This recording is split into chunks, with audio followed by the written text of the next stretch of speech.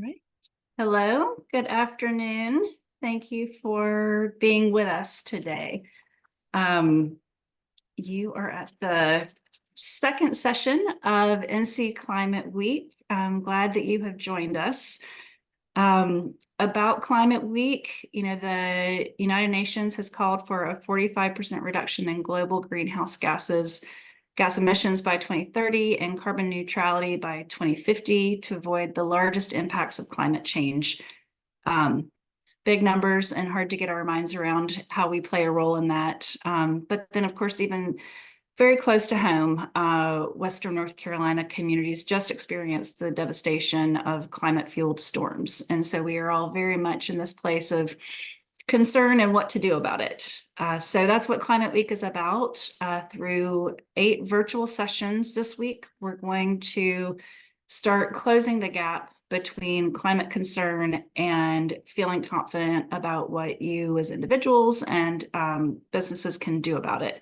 So we all have a role, and we are very fortunate this week that we have more than 30 professionals spending time with us who are in this climate concern space to help us accelerate the use of climate solutions and to know what our place is, where we're empowered to do something. So I hope you will take advantage of all this week has to offer. And before I hand it over to our moderator for the morning, I just wanted to share that what Earthshare North Carolina's vision is and why we're here is to foster a collaborative community of nonprofits and businesses and individuals who are dedicated to a sustainable future for this and future generations. And so we provide opportunities for these for businesses and individuals to actively participate in the work of environmental nonprofit organizations who are working every day for clean air and clean water, healthy places to live, safe food to eat, and everything that you can think of, climate solutions, obviously, everything that you can think of related to a healthy and sustainable world. So with that, just a couple of housekeeping items. We are going to invite your questions, of course, and so you can submit those throughout this call today using the Q&A button on your screen. And then for the last 5 minutes of the call, or actually probably just a few minutes of the call, I'm going to invite you to take a survey. We'll have the link in the chat. It is a very short, maybe 4-question survey, but very important to our work doing this and helping to make sure that you're getting what you want through these sessions throughout the week. And because people need enticement to take surveys, we have 5 $25 gift cards to Great Outdoor Provision Company that we'll be doing a drawing for at the end of the week for everyone who has submitted a survey. So with that, I am going to get our session underway by introducing our moderator, Matt Abel.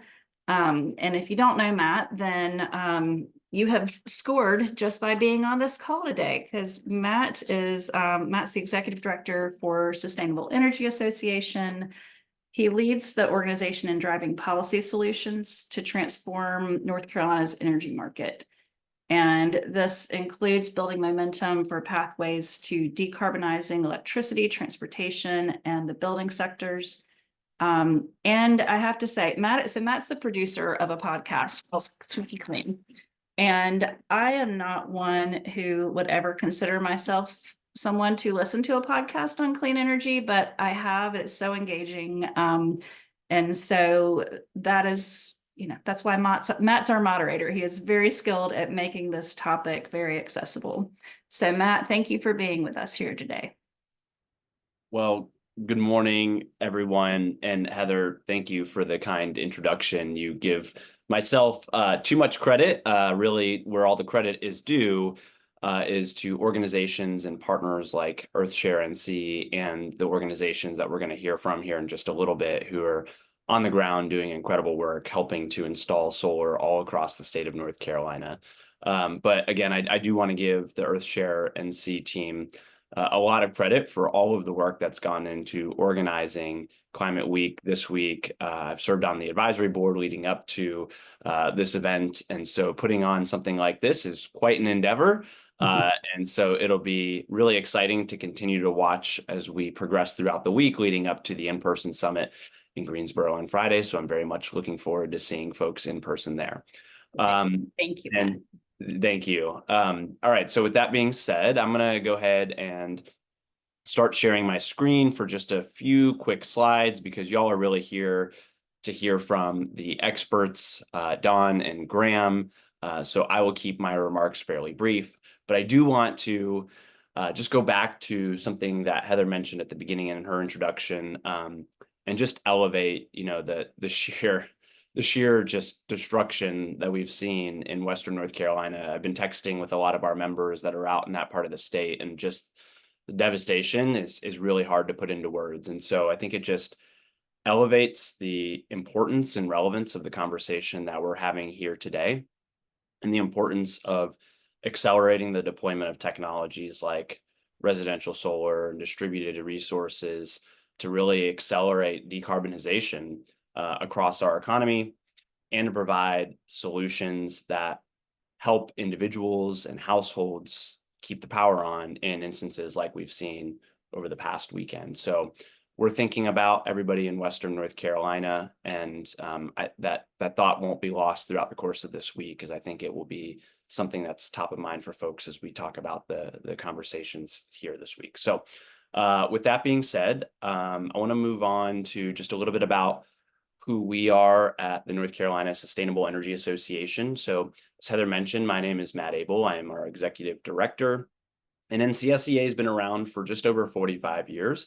And our primary goal and mission is to advance clean energy policy in North Carolina to provide an opportunity for customers, households to really thrive and prosper and be able to deploy these technologies in a more affordable fashion, and make that much more accessible and easy to do all across the state of North Carolina. So we operate in a couple of different venues, including the North Carolina Utilities Commission down at the legislature, and also with various state agencies in the governor's office. And as Heather so kindly mentioned, we also produce a podcast called the Squeaky Clean Energy Podcast, which is a great way to stay on top of everything that's going on in the clean energy space across North Carolina. And for folks who have been in this space, they know that it changes very rapidly.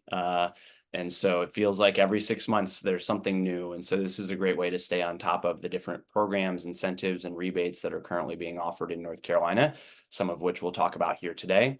But I did want to provide just a little bit more background on, North Carolina's current progress and deploying renewables to date. And I think some of these statistics often surprise folks that I talk to who aren't living in this space every single day. So in fact, North Carolina actually had grown to number 2 in installed solar in the country, just behind California, up until about 2019. And the large majority of that has been through utility scale solar installations. So large utility scale projects that you might see on the side of the highway as you're driving by, and you'll see rows and rows of solar panels out there. And what you'll see in this chart here that I've put on the screen is that over the course of the years, you start to see this small sliver on here, which is residential solar, continue to grow and grow and grow and become a larger piece of the solar puzzle here in North Carolina.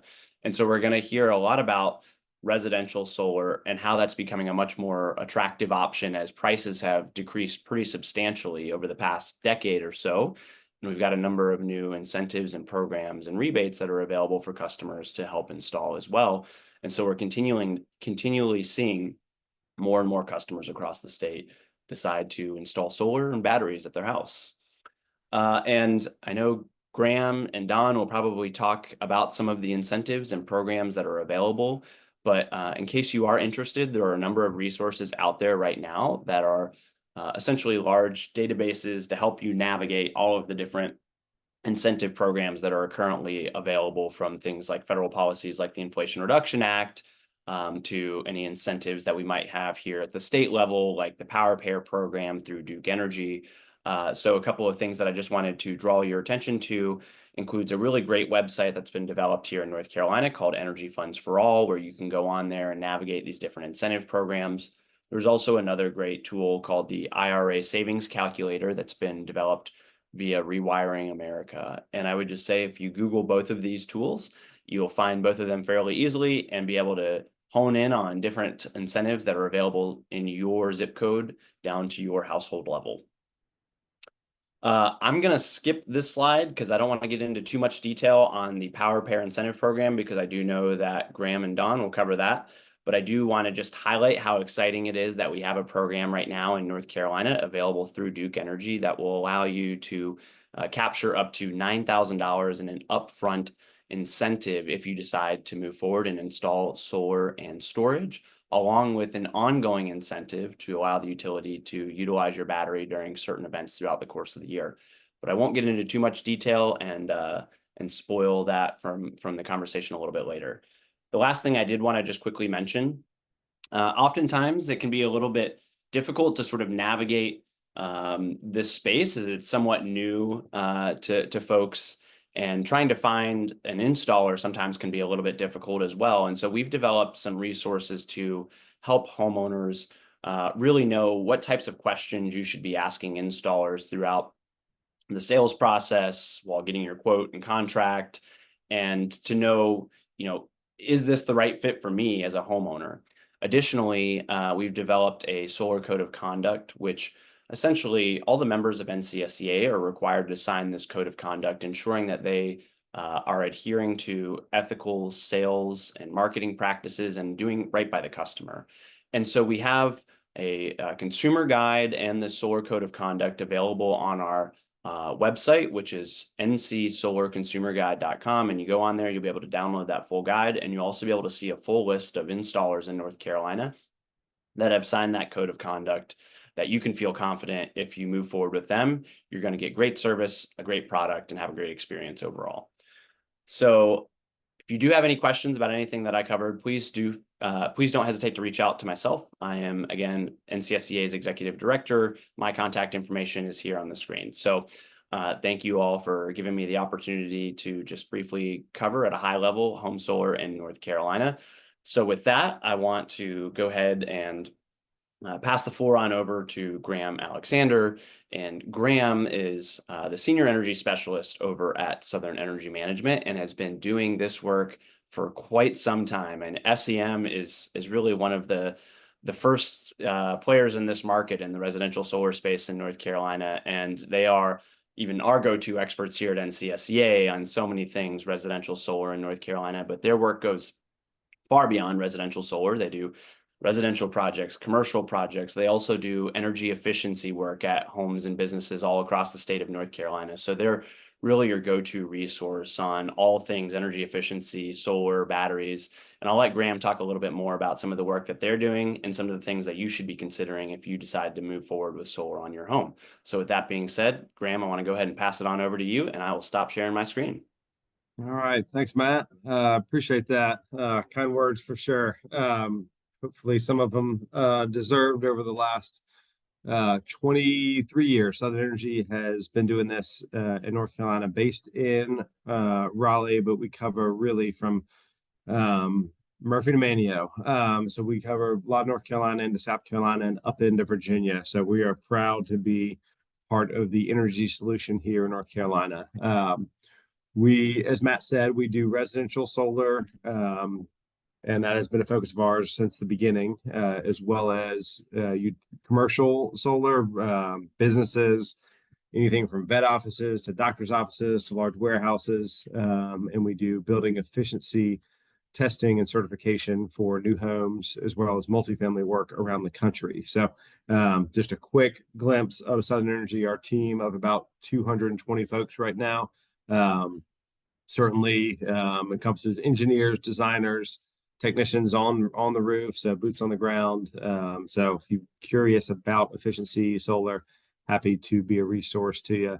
I am going to go ahead and share my screen here with my goal over the next 15 minutes or so to be able to walk you through what solar is and how it works from a technical perspective, here in North Carolina, as well as from an incentive perspective, what's out there, what's available, why it's out there. Because I believe this is the right forum to talk about the why behind some of these programs as well. And we'll let you guys know the Earthshare team is going to put in the chat link here shortly. Just a link. I'm offering more one-on-one sessions this week. If you have specific projects you want to talk about, obviously happy to answer questions today, but specific projects for your business, for your home that you want to review options without, having someone try to sell you on something. My goal this week is to provide these one-on-one sessions, just to Q&A. Is this feasible? Why is it a good idea? Why is it not? And what works? So certainly use that link, sign up for some of those one-on-one sessions to talk about your specific project. But as part of how business can be done, we are a certified B Corp, with the mantra using business as a force of good.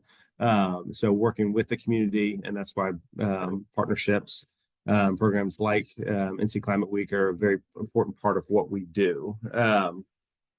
Jumping into the solar side. So for those of you who have at least heard of solar, looked at solar, considered it for your home business, I just want to ground us back to how it technically works, really around the country, but more specifically here in North Carolina, is looking at really from an required components. You're looking at two main components. You have the panels and the inverter. I also often refer to the panels as solar modules. That's from an industry perspective. So you do typically have the modules up on the roof of a home. You can certainly look at ground mount systems. You can look at systems on detached garages, open air pergolas, anywhere that's got the right sunlight. And I'll show you kind of how I assess sites moving forward. But it's not a super complex process. We produce direct current with the solar modules that flows to an inverter, which is what's inverting the power from direct current to alternating current. And that power is fed directly into the home for use for that homeowner. About 12 years ago, it did look a little different, where all the power was sold back to the utility. I would say probably 80 to 85% of our utilities in North Carolina now have this type of setup, which is called net metering, where the solar power is fed directly into your home for your own self-consumption. And then if there are days, not today, but once the hurricane fully passes through, where you begin to see energy produced on your roof into the home, and then excess energy goes out to the grid as a credit. So depends on the utility, how you're credited for that, and what that looks like. But that net metering or bi-directional metering is the most common form of interconnection of install type here in North Carolina. So you use the power in your home, send extra out to the grid as a credit during the day, you pull it back in at night. Utility would just look at what you pull from them at night, what you push to them during the day, and you pay for the net. As I mentioned, every utility is a little bit different. The City of High Point is different from Duke Energy, is different from Energy United. They're all going to have a little bit different interconnection policy. But Southern Energy, we've looked at them all, and we're aware of how each one works. So can work with you on the best style there. So that's the basic of how it works. Why we do what we do, obviously from an environmental standpoint, really critical. You're looking an average system today, you're taking about 20,000 pounds of carbon dioxide out of the air, or equivalent of that each year, or 150 trees, 23,000 miles not driven. So from an environmental standpoint, producing your own energy is a huge, huge impact, and not something to be laughed at. It's not simply, putting a Band-Aid on how your home's operating. It can have a huge impact, and we see many of our systems covering anywhere from 60 up to 100% of a home's usage. So we're really looking at knocking out as much as possible for that home. Here's a little bit more detail as far as the components.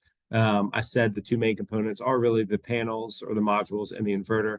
But certainly on the roof, you are going to have a racking system that attaches to the roof, and every roof is going to be different, whether it's shingle, standing seam metal, 5V corrugated, flat EPDM roof. There's attachment methods for each one, depending on your scenario. And then what we find, honestly, to be one of the more critical pieces is the education of the monitoring, being able to see how the system's performing. And for years, our clients were able to see just the production of the system, which was exciting, but was only a piece of the puzzle, because I could tell Mr. and Miss Smith, hey, your system produced 40 kilowatt hours today. And while that was exciting for me, that's gibberish to most folks. So now as almost all of our monitoring systems, you're able to see both what you're producing as well as what you're using. And those two data points overlaid on top of each other, we find to be the critical point of education. It's kind of like when cars started putting miles per gallon right in your face, right on that dashboard. People started driving differently. It's just that education is a critical piece to knowing how your home's operating. So yes, the solar is producing energy, saving you money, but having that education, we see a lot of our clients get smarter and more efficient about how they're using energy just by being able to see the consumption in their home. And the last piece that we're seeing a bigger and bigger uptick in is battery storage. So we're seeing more and more battery storage go in homes for a lot of different reasons, but people are putting in batteries today, certainly for the power outage protection, for, hey, if the grid's out, you've still got your solar and your battery to continue to operate the system, to continue to power your lights, your refrigerators, and depending on your home, maybe your HVAC and well pump and everything else as well. People are putting in batteries. Certainly there are incentive programs out there now for home storage. And they're putting in batteries just because there's something really to be said about producing and using your own energy as much as possible in your home. So instead of sending it out to the grid as a credit, you can keep it on your side of the meter, you keep it in your battery, and you can use that battery every night if you wanted to. And just for posterity, I'm not following anything in the chat or Q&A, so Melissa, Heather, interrupt me if there's something that I need to follow in there. This goes into a little bit more why battery storage, security, independence, time of use, and I won't go too far into that. Maximizing savings. Certainly have homes that are on small islands off the coast or up in the mountains that just don't have any utility power that are living off grid as well. Something that would not have been possible 10 years ago with battery technology. They would have had to have a loud propane generator or diesel generator and constantly be bringing in fuel for that generator. Now you can just have the solar and the battery continue to operate that home. Hey, Graham. Yeah. This is Matt here. Just really quick, and you might be getting to this, but a question did come in the Q&A, and I see Don's hand raised as well, who is the person who asked the question. So the question was, how expensive is it to add battery storage if you have battery storage that looks like provides energy to the electric company, was the question there. Yeah, so battery storage, today, most all battery storage for home usage is a lithium-ion technology. And lithium-ion, by definition, where we are, how it's mined, is still a pretty expensive proposition. So most battery storage upgrades are going to be anywhere from $12,000 to $18,000 before any tax credits or incentives. So to have that backup power, call it a median in there, $15,000 you're going to spend on that battery, which, from what I understand of the backup power generator market, is right in line with what most people are spending on a home generator. So it's in line with that market, but the difference is generator doesn't have any savings built into it, doesn't have any incentives, and I'll get into the incentives here in a minute. But yeah, there's a lot of products out there. Home, solar, called what's termed as solar generators, portable batteries, EcoFlow, Delta. There's a bunch of different manufacturers that are selling portable batteries. What I'm talking about today is home stationary batteries, fixed in the home, hardwired into the home, more robust than anything you're going to see on an Amazon or Target shelf there. So to go into that, just to jump to that, because I don't want to take up too much of everyone's time today, where the incentive market is today. So there's two main programs out there. No matter what utility you're working with, there is a 30% federal tax credit available to you as a homeowner as well as a business owner. So that's going to be the same 30%, whether it's a home or business. And that's a true line item credit. It's not a deduction, but a true line item credit off of every dollar you spend on solar and storage.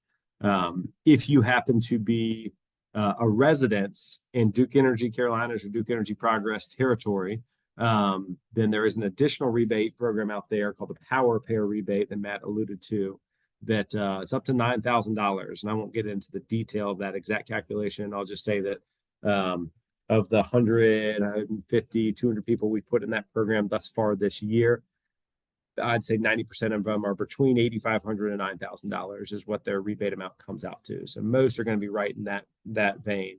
So this is to that question earlier, what I alluded to, that $15,000 battery after the tax credits and the rebate is costing the homeowner less than $1,000. So that's why last year about 40% of our systems had battery storage, and this year about 95% are including battery storage with their system. So getting much, much more popular. This rebate program is a limited capacity. So while we still certainly have capacity today, it is limited. It's a pilot program with Duke. I'll stay here. So it's not something that we're going to have likely a year from now. Whether it rolls into a more permanent fixed program, we're yet to see. But I will say on the rebate program, the whole point of Duke Energy doing this program, the why behind this, is Duke Energy is realizing that the demand on the grid is continuing to grow. And solar is certainly a part of that equation, but the missing piece to this over the last 20 years that we've been doing solar energy is ability to deploy that solar energy when it's needed the most by the main utility provider, Duke Energy. Because by definition of what solar is, it's producing the most energy at noon when the sun's highest in the sky. And Duke continued to say, and every utility says, hey, but that's not when the demand on our grid is the highest. In the summertime, it's at 6 p.m. when everyone comes home and starts cooking dinner, turns their air conditioning on. In the wintertime, it's at 7 a.m. when all the heat pumps in these office buildings start turning on for the day. So how the heck do we get this solar energy that's being produced at noon to benefit us, the utility, at 7 p.m. in the summer months? That's where storage comes in, is now we're seeing what's called a virtual power plant. Really exciting for us in the clean energy space, both from a technology as well as environmental side, more importantly, that we can see these virtual power plants where our utility can press a button and deploy 6,000 batteries around the state. So instead of turning on a peaker plant or forcing a rolling brownout that we saw a couple of years ago, right around Christmas time, they can press a button, deploy all these 6,000 batteries around the state. And that is clean, renewable energy that's going out to the grid at whatever time it is needed.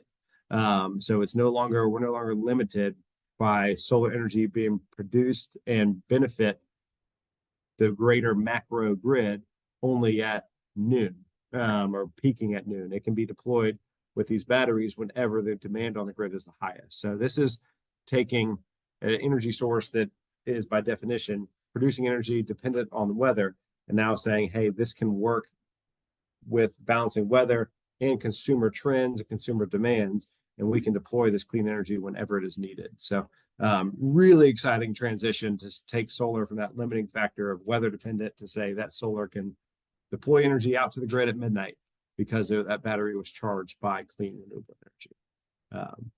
So my last couple minutes, I did want to just make sure I did not neglect to say, hey, solar energy is not something that, despite what Facebook says or Twitter says, there's not free solar out there. There's a lot of advertisements, a lot of bad actors that Matt alluded to.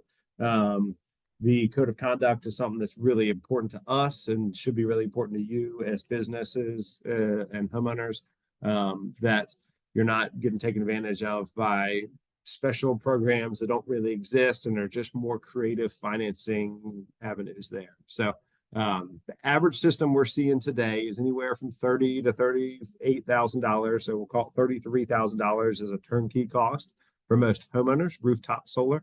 And then, as I alluded to, that tax credit and power repair rebate take care of about 60% of the overall cost of the system. So it's in my 19 years of doing this, I have not seen better financials than I do today. With that rebate there, with cost of solar coming down, with cost of energy going up at a rate that I have never seen, you're seeing a financial return for a lot of homeowners in the 12 to 17% ROI. I've never seen that, so very exciting time as we're looking at what the financials and the applicability for more and more homeowners. So what I want to show just in here is just a quick idea of visuals of what solar can look like. You can have complex roofs, and you can't really see here on the left side of that garage dormer. You got solar panels up there, as well as on that shed roof. We're always looking for the southern side of a home. So you can see where we got solar panels on the front here, the rear here. We work around the vents up there, but that's the high level. What it looks like. We can certainly have more complex roofs. It's really, we got to look at the site and see what's feasible. So we assess sites individually based upon the tree shading, how much space is available on the roof, and the energy needs of the home to balance how many panels, what system size is going to be needed up there. Matt, are there other questions that are popping up at all? There are two questions that have come up. So I'll start with the latter, which is about roof age, and actually was one of the questions that I was going to ask a little bit later on. What roof age is too old to install solar, or what do you advise for folks who might have an aging roof? That's a great question. That's the most common issue we see with the system applicability for a home. The general rule of thumb that I like to use is that if a roof needs to be replaced in the next 5 to 7 years, you should probably go ahead and replace that roof before you put the solar up, or wait on the solar installation. Because what we never want to see is this beautiful solar array go up, and then in 5 years, take the whole array down, re-roof, put the whole array back up. And you've just, with that removal and reinstall, you've just cost yourself 2 years worth of savings of the system. So typically, I mean, I've seen installers say, hey, if it's still got 2 to 3 years left in it, go ahead and do the solar. I like to be more in the 5 to 7 year range. If you've got a 30-year shingle, it's probably going to last you 22, 25 years. They never last the full life of them. So yeah, if you've been in the house, replaced the roof 10 years ago, and you still got 15 years left, you're in a great spot. But if you've got 5 years left on a 30-year shingle, probably want to go ahead and just reshingle. That way you can get it all done, put up at once, and then 30 years from now, we can look at panel technology. But 5 to 7 years is a quick gut check of as far as life of a shingle. Great. And so we've got two other comments or questions. I'm going to ask one of them, and then I'm going to hold on the other one until we get to the Q&A just a little bit later on. But the first one was a comment about the tax credit, and especially for folks who might be retired and are not earning an income. How do you talk to those folks about the 30% tax credit? Is there some other way that they can collect on that as someone who might be retired?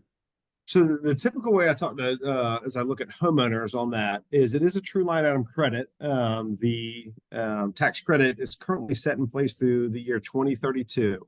So if we've got a tax credit for you that's close to $10,000, but you're on a limited income, which means limited tax liability, and you only have $3,000 of tax liability in a given year, the remaining can roll forward to the next year. Until you claim all that tax credit. So you can get $3,000 a year if that's your liability for the next 3 years, and then $900 after that. I do see a lot of my clients in active adult communities, they're retired, that they're working with their financial advisor, and their financial advisor says, hey, you've got X amount of dollars in a tax deferred investment. At some point in the next 5 years, you're going to have to pull that out. And they actually, as I work with their financial advisors, pulling that money out of their tax deferred investment the same year that they are putting up solar and generating a tax credit, they're generating the liability and the credit in the same year. So I see that strategy used a lot from a financial planning. There are some scenarios, active military deployed overseas, that just don't have a tax liability, so tax credit might not have as much benefit. But we're fortunate, I believe, in where we live and the benefits we have, but it doesn't take a whole lot of income to generate a pretty significant federal tax liability. So we see abilities to take that 2-3 years if you do need to spread that out over time is most common. Well, it looks like, there's some good questions for folks that Graham can help to answer in more detail if you all schedule a one-on-one consultation or session with him tomorrow. So I'd encourage you all, if you want to dive further into tax credits, to take advantage of that session. All right, so thanks, Graham, for all of that great information. And there are a few other things that we'll circle back on when we get to the Q&A portion of the agenda. So I want to go ahead and shift gears a little bit and move on over to our other speaker here this morning, who is Don Moreland, the founder and CEO of Solar Crowdsource and Let's Go Electric, and is also the executive director of the Georgia Solar Energy Association. I don't know how Don has any time to sleep between all of these different endeavors, but I will say Don has been just an amazing workhorse for clean energy and distributed resources all throughout the Southeast. I know you're based in Georgia, but you're up here in North Carolina quite a bit with different programs that you all have been operating in the Triad and in the western part of the state, in the Triangle. And so they've been incredibly successful and have just been welcomed with open arms by residents and local governments throughout the state. So I'm really excited to hear more about what you all have going on right now and what programs specifically you have available to residents in the Triad. So with that being said, Don, I'm going to pass it over to you to give us an overview of Solar Crowdsource and Solarize the Triad. All right. Well, thank you, Matt. And I just want to say right off the bat, I do have a unstable internet connection, I'm being told by my computer. So what I've experienced so far is kind of cutting out maybe for 3 seconds every now and then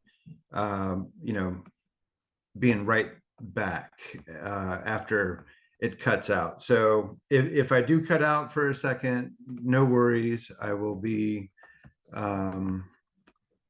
I'll be right back, and I'll keep talking through it as well. But thank you all for coming. My name is Don Moreland with an organization called Solar Crowdsource, and I'm going to get more into kind of what we do here in just a second. But I am normally so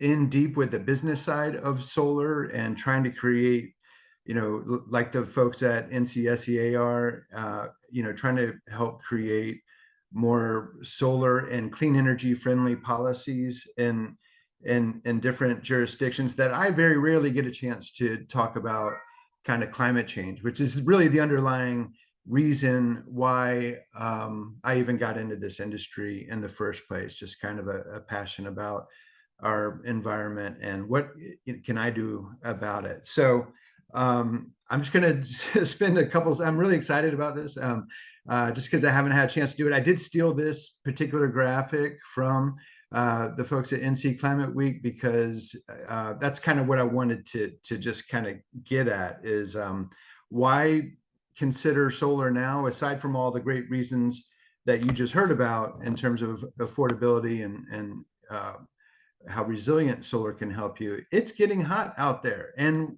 with the hotter it's getting, what's happening more to help cool our homes. Also, we're just using more electricity organically anyway, with the adoption of electric vehicles and kind of this movement to electrify everything. But we're using more electricity, and electricity is getting more expensive. So if anything else, aside, even with all those incentives, those are 2 reasons why to consider solar for your home right now. But just for a moment, I'm probably preaching to the choir when it comes to this, but this is a chart of the global surface temperature increases year over year, and you can just see that there's, obviously the trend that we already know about. I think 19 out of the last 20 years have been the hottest years on record. And that trend just appears to continue, 2023 being, the record hottest year. And then, I was also curious, especially in light of Hurricane Helene and the devastation going on over in Western North Carolina, which, by the way, most of my team is based out of the Asheville-Buncombe area, and our thoughts and prayers are with them and the communities. And just want to, they need water for, like, of all of the different things that you would think of that they might need, water is the number one thing that they need over there right now. And that's because, as things get hotter, natural disasters are also on the increase. So it's not hard to see a direct correlation between the temperatures and natural disasters. And you can see here just a chart by USA Facts as far as not only are we experiencing more natural disasters, but they're also getting a lot more expensive. In fact, this little tidbit on the right-hand side is that we used to have the number of natural weather disasters with damages of more than $1 billion has increased by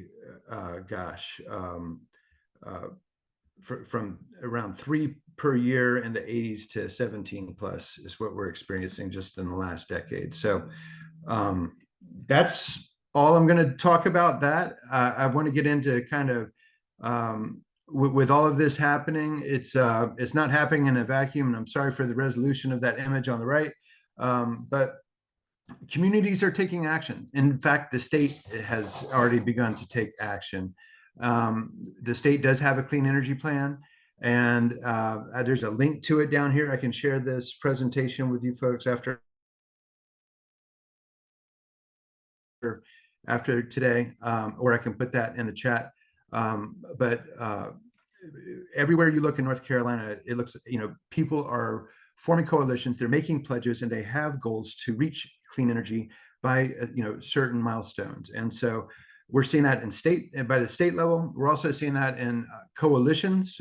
We got the Triangle Clean Cities Coalition just experienced their 20-year anniversary, and I believe a newly formed coalition, Clean Energy Coalition, is the Piedmont and Coastal North Carolina Clean Communities. And you see there, this white area on this map to the right here, that is the Triangle Clean Cities area. And then you've got the rest of that shaded area being a newly formed coalition. And then we're also seeing communities on a very local level make pledges and already have plans on how to reach 100% clean energy, and maybe in a couple of different phases by, say, 2035 and then 2050. It would be an entire community-wide goal to reach 100% clean renewable energy. And we've seen that with both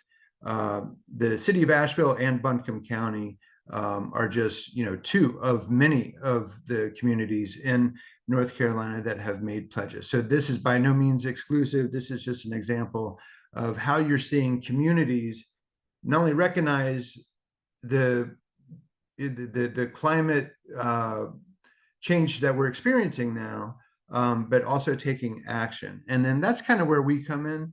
I stole this from you guys, Matt, at the North Carolina Sustainable Energy Association. You already went through this map, so I won't belabor it, but it's just I just love looking at this map to see all of the activity, clean energy activity going on in North Carolina. So what we do with our organization is we work together with communities to provide programming where we can leverage all of these great clean energy policies that are in place on both the state and local level and through the utility, and create programming around that to make it easier and more affordable for folks to actually take action. So we have had the great fortune of working with several different communities around North Carolina. Our first one being with Solarize Asheville Buncombe. I think this was back during the pandemic in 2020 and 2021. Had a very successful program there, and then 12 different communities in the Triangle region.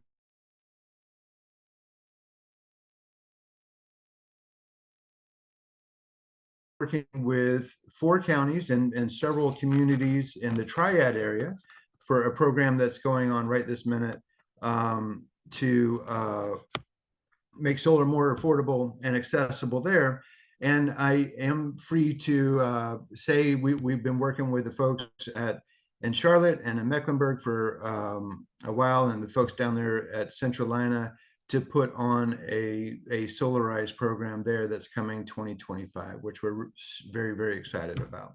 And just a little bit of idea.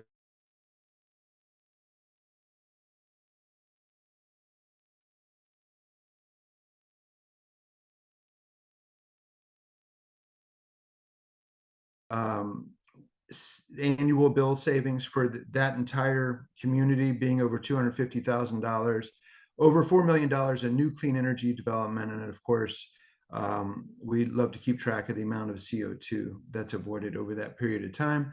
And then the Triangle program was a 2-year program where we did just over 320 contracts with over $500,000 in annual bill savings, almost $11 million in new clean energy economic development, which is just super exciting. So it's not just saving people money, it's not just cleaning up the environment and living more sustainably. It's also about economic development as well. And then with the Triad so far, this was updated maybe a couple of weeks ago, but we've already reached our tier 5 pricing. Because with these programs, the more people that participate, we're able to get volumetric discounts on materials and installations and help save money by going in on it together. And so we're already at tier 5 with that program. And look at the battery storage uptake that we've experienced. And this is all due to that Power Pair program that we heard about earlier. With the Solarize the Triad program, over 90% of the folks who have signed up so far are pairing their solar energy systems with a battery to take advantage of those incentives and the economic impact that Power Pair program has. So, and that trend is continuing for sure. We also have a very interesting workforce development program that is coming around with Solarize the Triad.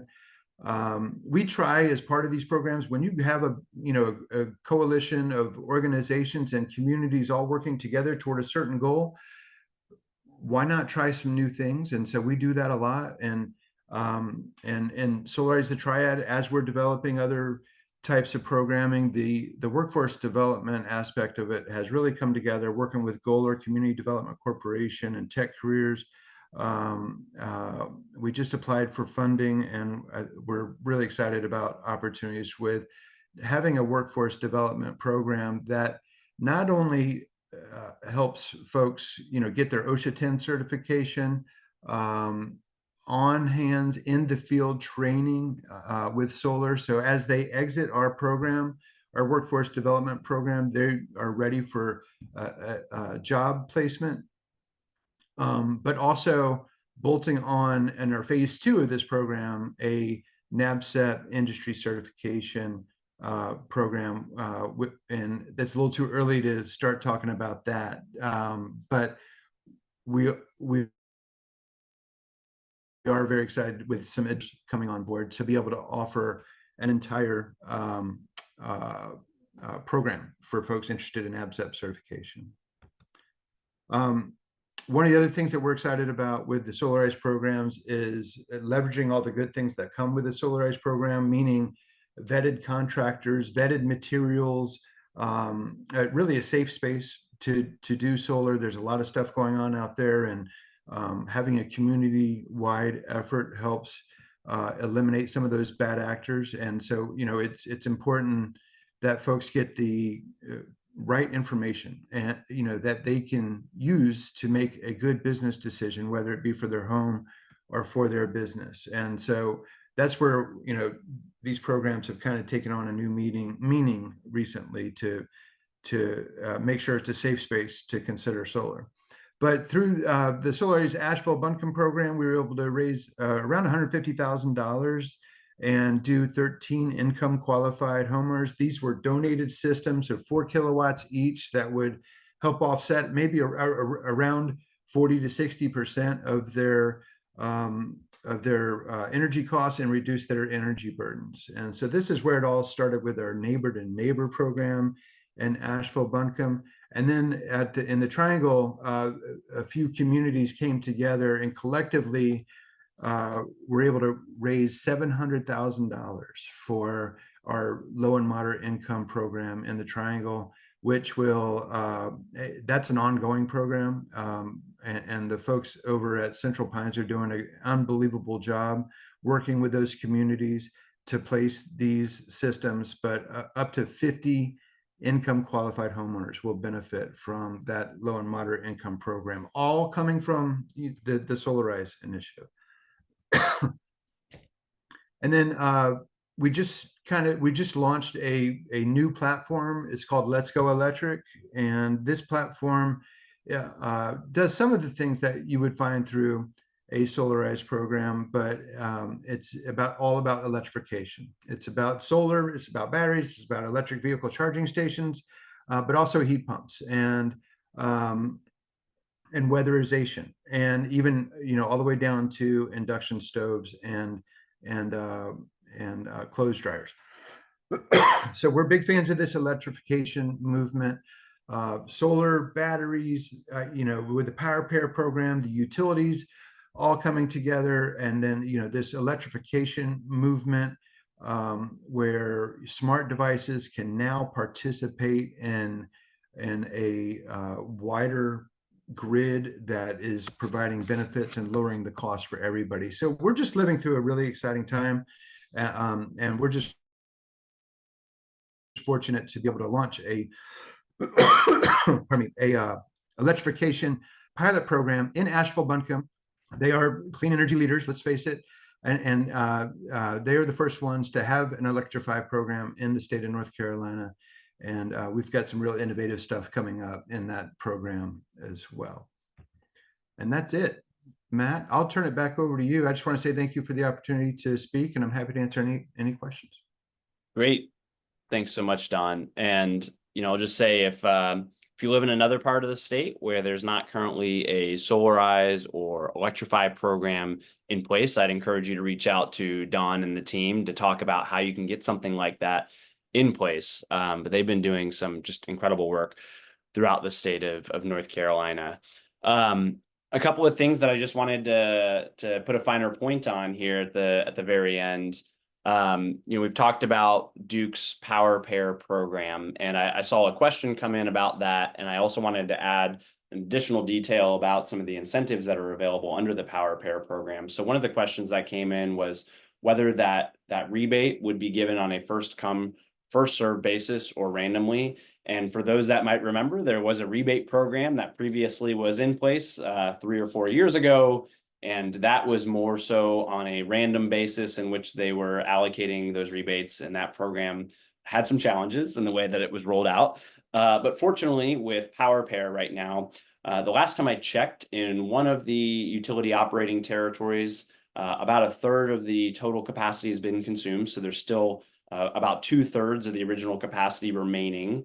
And in the other operating territory, less than a third has been consumed. So there's still a long runway left of available capacity to participate under Power Pair, and it's being operated on a first come, first served basis. So I will say, if it's something where you're signing up and deciding to install solar now, I wouldn't anticipate you have any challenges in getting that rebate. So first come, first serve there. Additionally, the other incentive that we didn't talk a whole lot about throughout the course of this is Duke's Energy Wise program, which is basically an additional program if you do install solar and storage and elect to allow Duke to utilize your battery at your house as a grid asset during certain times of the year. It's the designation, I believe, is between 30 and 36 times a year that Duke can discharge your battery. And right now, I just checked on the website. Most of the installations we're seeing in North Carolina include a Tesla Powerwall. So if you do install like a Tesla Powerwall 3, for example, you can be eligible for up to $52 a month in monthly bill credit from Duke for allowing them to utilize your battery as a grid asset. And that's above and beyond that upfront $9,000 rebate. So a lot of incentives that are currently in place right now and making it such a great time to move forward. And then the last piece, since Don mentioned all of their work with low to moderate income communities, you all might have heard the news a little bit earlier this year that North Carolina was awarded, I believe it was $147 million in Solar for All funding that will be released starting at the tail end of next year, specifically allocated or designated to help bring down the costs of solar installations for low and moderate income communities across the state of North Carolina. So a really exciting opportunity as we start to see those funds be released at the tail end of next year. So all right, I want to circle back on one of the questions that came in from the audience. I might have time to ask one additional, and then I'm going to pass it over to Heather because we are getting close to the end of the hour here. So a question came in from an attendee who was asking about a point that you made, Graham, in your presentation of 12 to 17% ROI. Can you explain a little bit more? And is that after 10 years of the system being installed and operational?